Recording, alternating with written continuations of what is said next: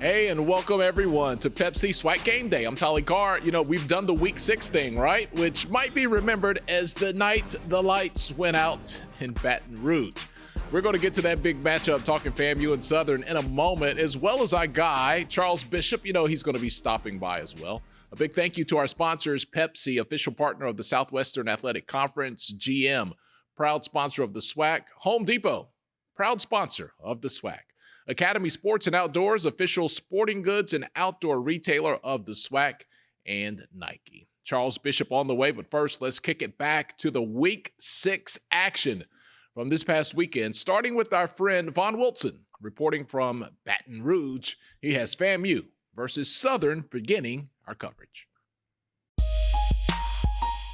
The Florida A&M Rattlers took a visit to the Bayou in Baton Rouge in a critical SWAC matchup across divisions, with Southern in the West and FAMU in the East.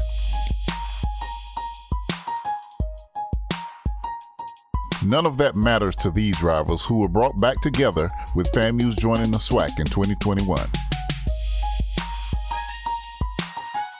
Southern coach Eric Dooley was watchful as he prepared to face Coach Willie Simmons.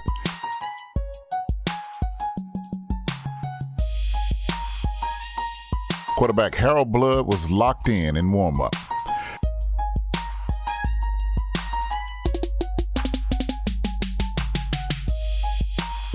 FAMU's Jeremy Musa was getting ready with the SWAC East leading Rattlers, who are undefeated in conference play. The Rattlers rolled into A.W. Mumford Stadium.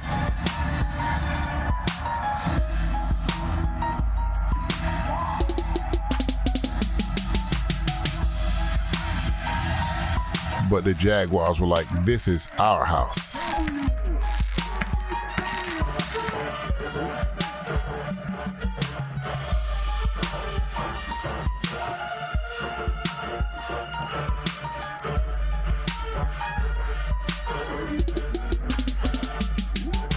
FAMU would win the coin toss and defer. On the first drive, Blood hits Cassius Allen for this big gain. Musa would connect to Marcus Riley on this crossing route, and he does the rest with his big run after catch. After a punt, the Jags' offensive line was ready to move some pavement. The first play of the drive was stuffed by the FAMU defense, but them Southern O-linemen split the defense open for Gary Quarles Jr., who got a big gain.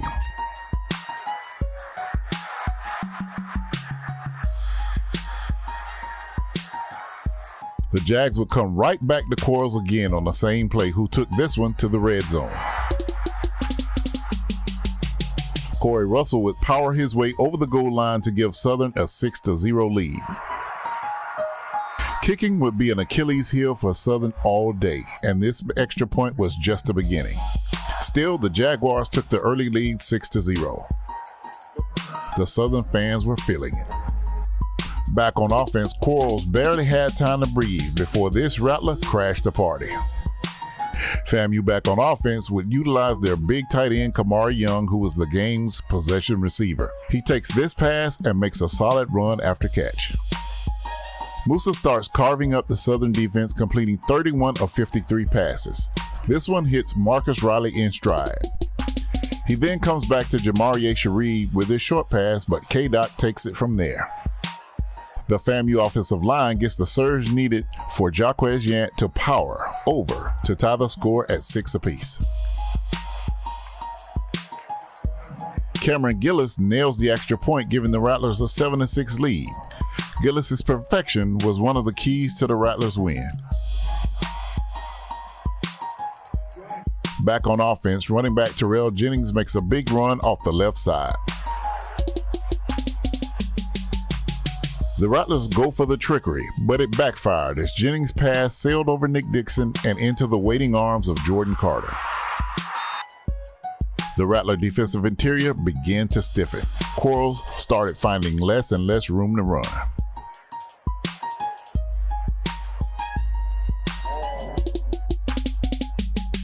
Blood would hit a dagger as he hit a streaking Chandler Whitfield for a 72-yard bomb. It gave Southern a 12-7 lead over the Rattlers.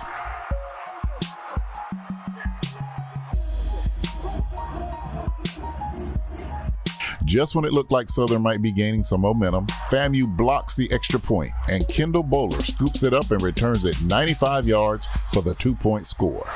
That made the score 12-9 in favor of the Jags.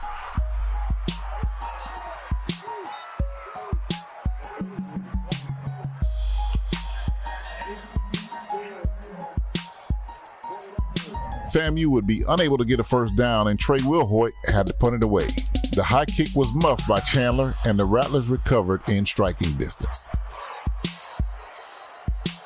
A few plays later, Musa would get a bootleg out to the right and hit a wide-open Kobe Gross for the touchdown. With the Gillis extra point, FAMU took a 16-12 lead.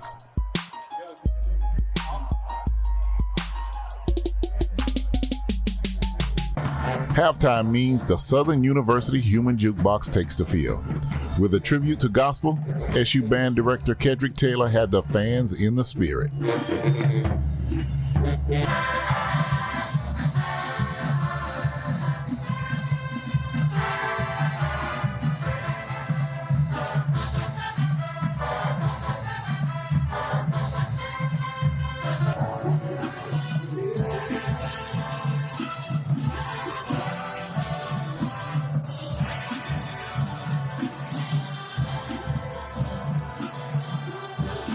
In the second half, Quarles found nowhere to run, but this Southern fan was getting his steps in. Neither team would score until the fourth quarter.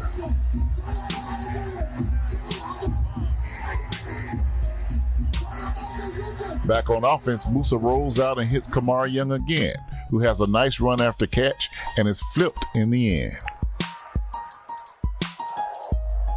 After driving down to the FAMU 1-yard line, Russell takes it over the goal line to put the Jaguars back up at 18-16. The Rattlers would not go quietly though. Musa is spot on with this pass to Nick Dixon. FAMU wasn't able to punch it in the end zone, but Gillis remained perfect on the day, nailing this 44-yard field goal to tie the game with 7 minutes and 21 seconds remaining. With Musa carving up the secondary, he hits a short pass to Jamari Gassett, who makes a defender miss. The Jags will rough him up after the catch, and Simmons was furious at the refs. Musa would go right back to Gassett, and he would take it to the house to break the tie and give the Rattlers a 25-19 lead. FAMU VP Tiffany Dawn Sykes was ecstatic on the goal line. Gillis' final extra point made the final score 26-19. The Rattlers got the best of this one, but because of the way the divisions are set up, and with several upsets on the day, there is absolutely a possibility that these two teams could meet again this season.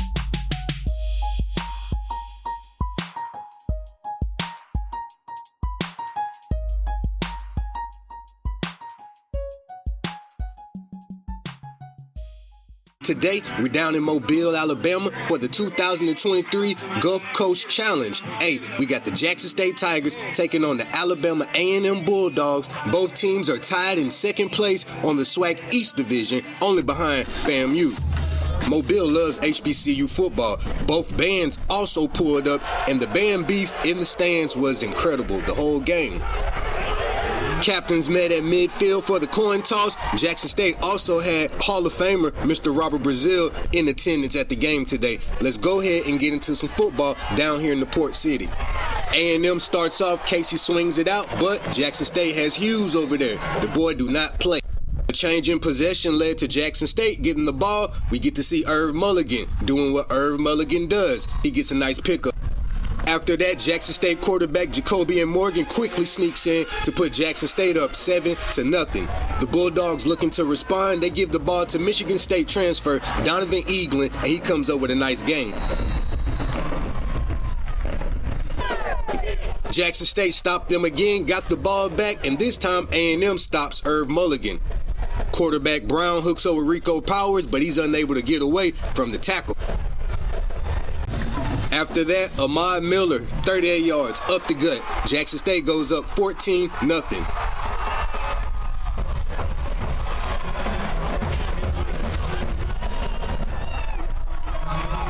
Jackson State also scored again, going up 21-0, and this time, the Bulldogs finally get on the board. Xavier Langford, 1-yard run, 21-7 in favor of Jackson State.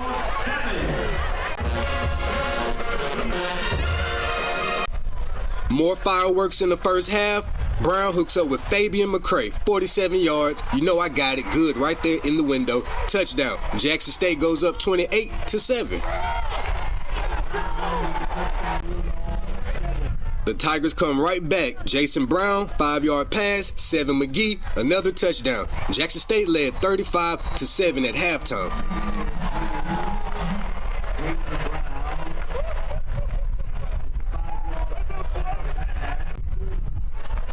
Halftime brought the sonic boom and the maroon and white, and they both brought it. Mobile was definitely pleased by the halftime performances.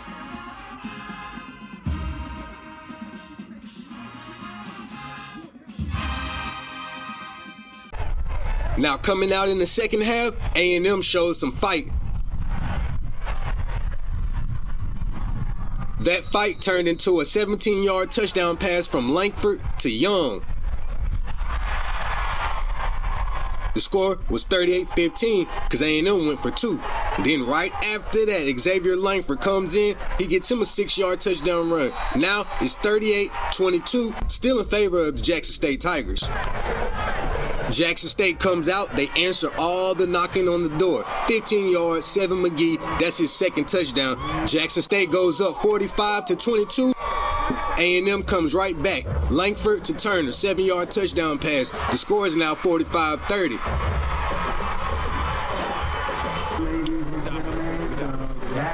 And that was the final score. Jackson State 45, Alabama A&M 30. And we also had a performance from Lil Boosie.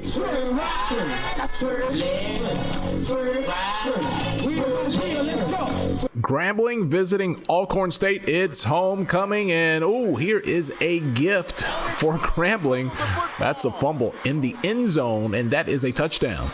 All right, let's check out Alcorn State.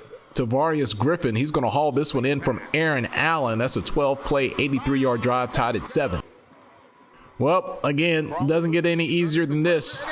Alcorn State up now 13-7. Still in the first quarter.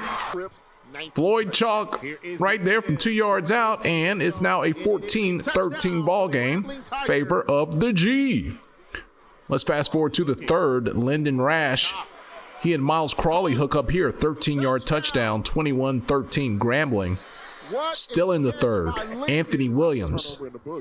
That's the 20-yard scoring variety from Aaron Allen, and it is a 21-19 ball game. It is a touchdown. It comes down to this, late fourth quarter. Grambling leading 24-19, but not for long. Griffin once again from Allen. That's a touchdown, and that would be enough for the win at homecoming for Alcorn State. Touchdown of the day. Gotta stop these mistakes. Prairie View A&M hosting Mississippi Valley State. Hey, how about this? A 50-yard field goal to start the scoring. That's Guillermo Garcia Rodriguez. He put the boot on that one. For the score. All right, let's go to the second quarter. Shamar Savage. That's a savage one-hand haul-in for the 74-yard score. Trayvon Conley on the pass. And just like that, it's a 10-3 ball game. Still in the second quarter. More from Prairie View. Connor Wisham. I wish that Delta Devil would. That's a touchdown. Here we go. Third quarter. Takes it in for the Trajan Spiller Good guy. from Conley, 28 yards for the score. It's a 24-6 game. Prairie View A&M. She's doing real well, thank God. Both teams would trade scores in the fourth quarter. Not enough for Valley. Prairie View A&M gets the win, 31-12. Are very happy campers about this. Homecoming season rolls on. Let's go down to Alabama State hosting Bethune-Cookman. That's Jimmy Robinson III. Take that 7-yard touchdown run. Bethune-Cookman leads early 7-3. Both teams known for their defense more than their offense. And you see them getting on it, dare I say, all phases of the game. All right, let's get back to more scoring. Third quarter. Look at this. Keyshawn Johnson almost makes it into the end zone. Marcus Harris II, he's going to finish it off. That was a 4-play, 90-yard drive. Alabama State up 9-7. It was close. Okay, I saw these. Still in the third, Isaiah Scott from Damon Stewart. That's a touchdown.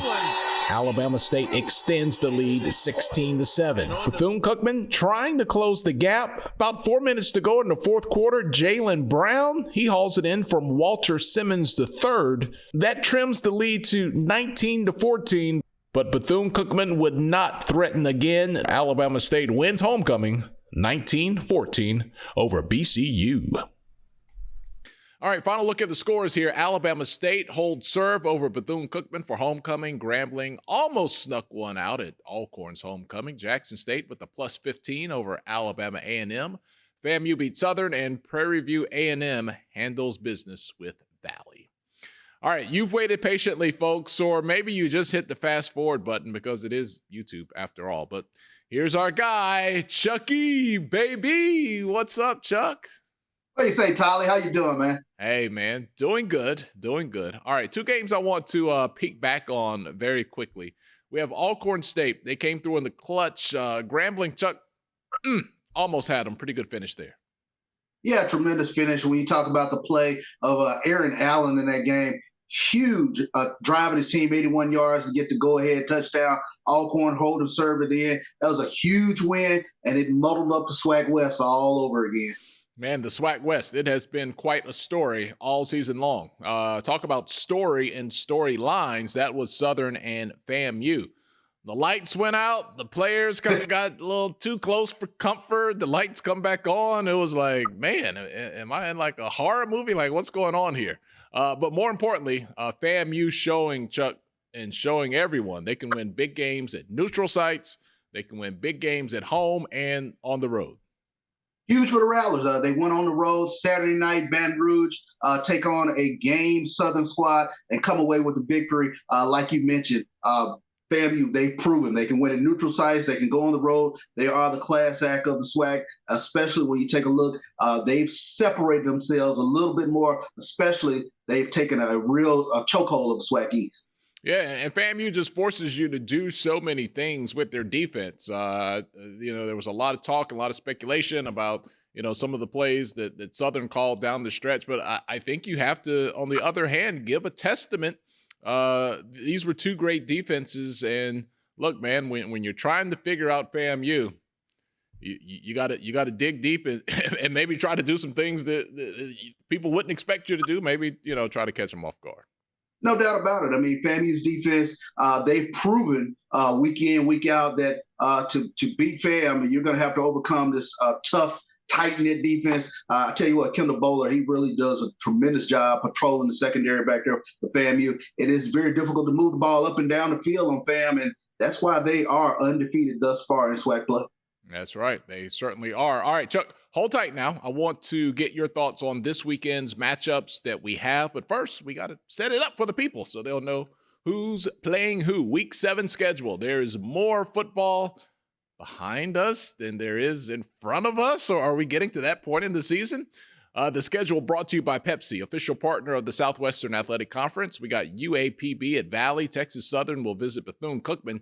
Alabama State at Jackson State, Alabama A&M, they're going to visit Grambling, Lincoln of California. They want some more of that SWAC lifestyle. They're going to get some this weekend. They will play at Southern. Prairie View A&M plays at Houston Christian. You may remember them as Houston Baptist. They underwent a name change back in 2022. All right, Chuck, let's get back into it, man. Homecoming week at Jackson State, which is always the move. Down in the SIP. I think the parking lot at the Vet just cleared out yesterday from last year's game. We got Alabama State coming, and we're going to find out who is SWAC baby this weekend. I know Charles Bishop is SWAC.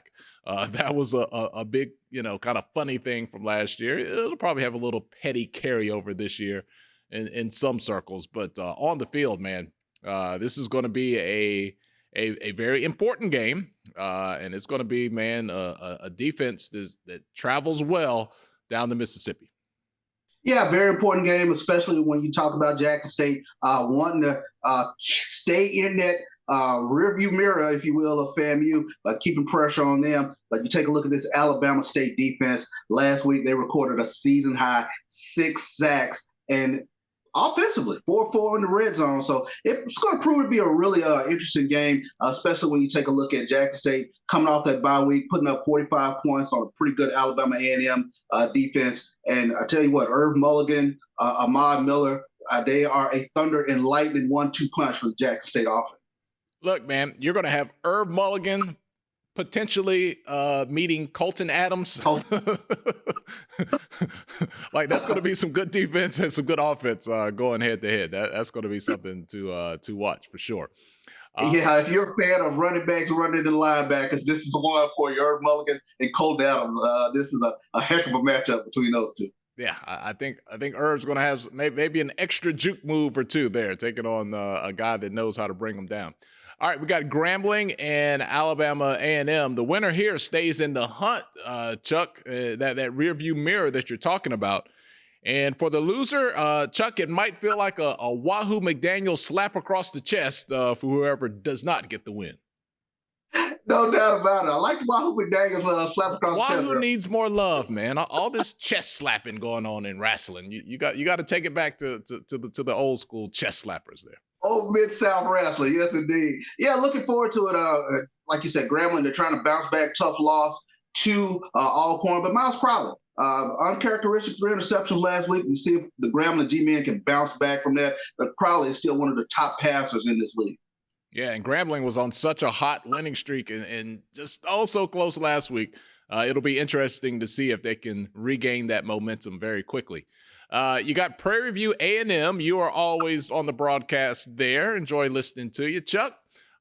Maybe not everyone out there super familiar with Houston Christian. They did undergo the name change. They used to be Houston Baptist. But with you being here, Chuck, the unofficial mayor of H-Town, what can you tell us about this week's opponent, Houston Christian?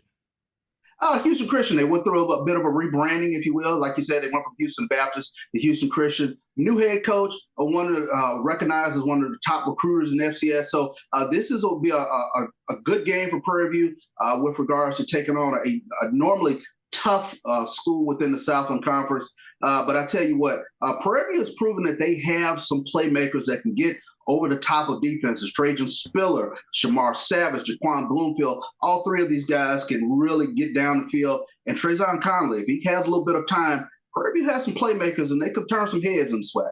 All right, so Chuck, just give it to us, man. Is this a game that Prairie View is an underdog in? Is it a push 'em game? Like, how do these two teams match up? Oh, well, Prairie View has knocked off Houston Christian before, back in 2021, 37-27 win. I would say Prairie View will be a slight favorite in this, but when you're battling for the hearts and minds, of especially this vast recruiting area here in Houston, this is one that they want to get. They want to get this W on the ledger, especially when you go on the road and go into these households in the offseason. Will the city get excited about this one? You got two schools, right there geographically so close together. Yeah, it is going to generate quite a bit of local interest, especially when you're talking about a Houston Christian team that is kind of on the come up in the hearts and minds of people here in the Houston, Texas area. And that's why Prairie View, they want to come in and reclaim this territory, because you're fighting it out not only with your SEC schools, Texas and Texas A&M, but you got to fight it out with Texas Southern. You got to fight it out with Incarnate Word. You got to fight it out with Houston Christian. This is a big recruiting footprint, if you will, for Prairie View. They got to go in and go get the W. Chuck, that's why you are our insider. We appreciate the insight and we appreciate the information from you, man. Enjoy it this weekend right there in your hometown. And I know you got Jackson State homecoming. Your interest will be all over the SWAC. Should be an interesting conversation that we can have next week. Enjoy the rest of your week, man. Sure thing. Appreciate it, Tyler. All right. That is Charles Bishop. Let's take a look at the standings now, brought to you by GM, proud sponsor of the SWAC out east. You got FAMU just rolling along. Jackson State, Alabama A&M, that rearview mirror. Alabama State, Bethune-Cookman, and Mississippi Valley State there. SWAC West, we got Prairie View A&M, Grambling State, Alcorn State, Southern, Arkansas Pine Bluff, and Texas Southern. All right, let's hear now from the coaches heading into, a big Week 7 weekend. No, well, that was like a year ago, so that's I think in the age of social media and news stories, that should definitely be out the cycle by now. No, it's not. Yeah, I'm bringing it back. I'm telling you now, it's not. I have to check my social media accounts. But no, I think I mean that last year was last year. I mean, I think this is another game. You know, our biggest thing is you know, we're going to Jackson this year, and it's their homecoming. And like I told the kids, it's a great venue to play.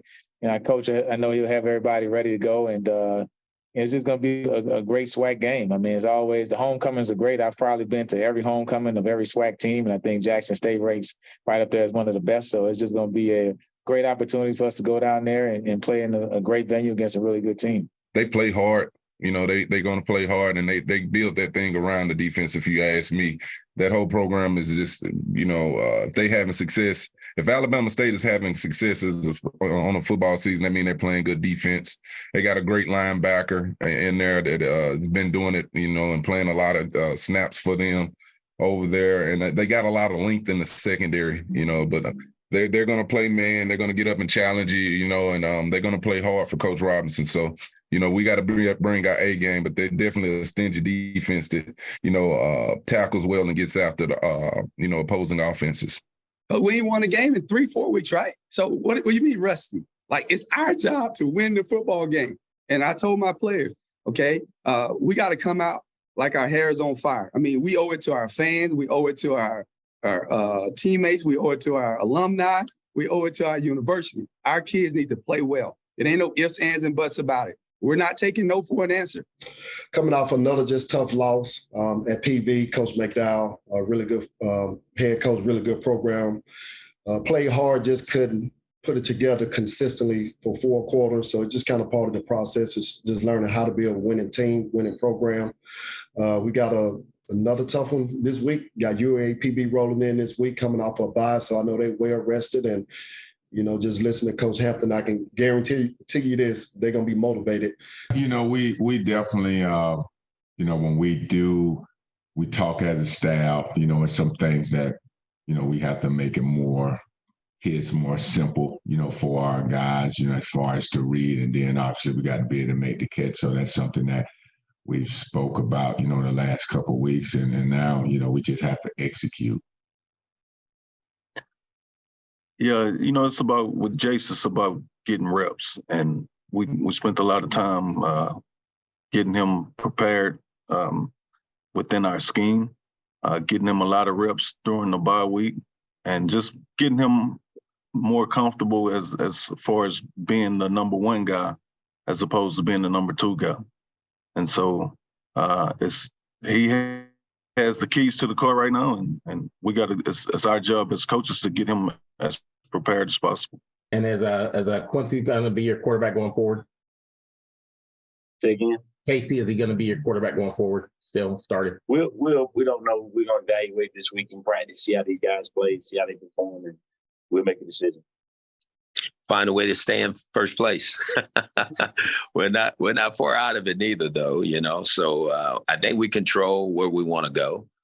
We just got to continue to keep playing and play better. And like I said earlier, just understand that every game is its own game. You know, it's the game within the game every week. And obviously it's about winning. And we understand the situation we're in. The players do. They've seen it. I make sure they understand where we are, where we're slotted in this whole thing. And I like our chances, but we got to go play our tails off every week. We gotta get Southern University to be in Southern University, and that's playing hard. I thought our players played hard. Unfortunately, we came up short, but we're going to go out and we're going to compete, and we're going to compete for 60 minutes. The one thing that I don't keep quiet, we got a good football team, regardless of what the record indicate. We still in the hunt for this thing right here, and we're going to continue to fight. They're all important, but yeah, definitely a big game. You know, going across town. TSU being here, they've been here in town. You know, and all the other schools, Sam Houston. We all in Houston. We all recruiting. You know, again, you know, for us to go over there to their place, you know, get a win, get a victory. You know, it looks good for PV. You know, that's what we want. I mean, it's not just a game that we're looking at because it's out of conference that, you know, we're just going to go over there and just play a game. We want over there to win, you know, and as I told the guys today, I said, you know, we had success this past weekend. We it's done and over with. Now we have to move on to a team that's we're going to their home stadium and be ready to play football. Very good football game to be a part of last weekend. Again, great atmosphere.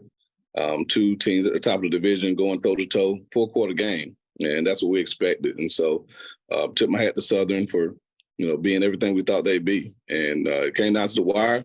And fortunately for us, our guys made enough plays there in the end. So I'm just excited to be 5-1, but more importantly, 4-0 in conference play, still atop of the division. So bye week this week, and we'll try to get rested up and for this long stretch. But all in all, it's a really fun game to be a part of.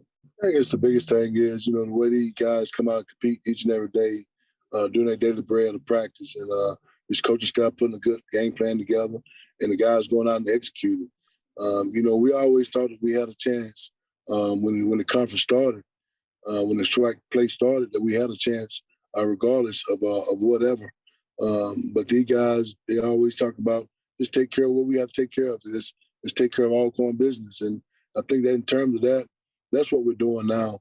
These guys know what's at stake. They know one loss could mean it could be devastating. So the biggest thing is we take care of what we got to take care of, and everything else take care of itself. Time now for the SWAC Players of the Week. On offense, Jeremy Musa, FAMU, 31 passes, 325 yards, 2 touchdowns. That should be 31 completions passes that he completed. FAMU's 26-19 win at Southern. That was a big win. Musa had the game-winning touchdown pass to Jamari Gassett with 2:44 remaining in regulation. On defense, Colton Adams, we talked about him earlier, Alabama State, double figures in tackles for the 4th time in 5 games this season. Alabama State with the win over Bethune-Cookman. He had 13 total tackles. He had 6 solo stops, a sack, 2 tackles for a loss, and how about this? Also blocked the field goal attempt. Wow. That's what that guy does.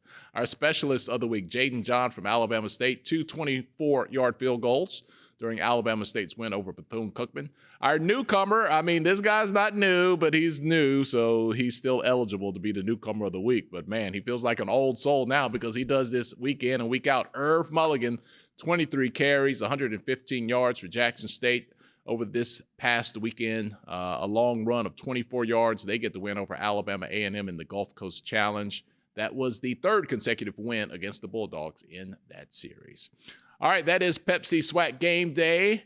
I'm Tolly Carr in Atlanta, heading into Week 7 action on behalf of our man, Charles Bishop from Houston. You guys enjoy the games this weekend, and we'll talk to you next week.